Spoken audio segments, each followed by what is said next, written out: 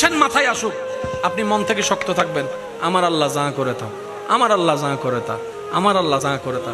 অনেকে আছে heart attack ছাড়া মরে গেছে, আবার এখানে অনেকে আছে স্ট্রোকের উপর স্ট্রোক করছে, 3 বার এখন হাঁটতেছে। হায়াতের মালিক কে?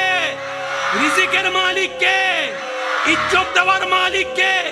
সম্পদ দেওয়ার মালিক কে? সুস্থতা দেওয়ার মালিক কে? সব দয়া করার মালিক কে?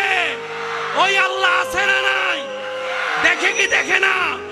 দিতে পারে কি পারে না? তাহলে বান্দার টেনশন করার কোনো দরকার, শুধু বান্দার বলতে হবে আমার আল্লাহ আছে, আমার আল্লাহ। এই কথাটা একটু মাথায় রাখবেন, আমার আল্লাহ। সবাই একটু জোরে বলেন আমার আল্লাহ।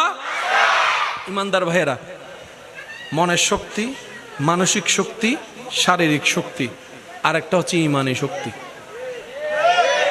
কি শক্তি?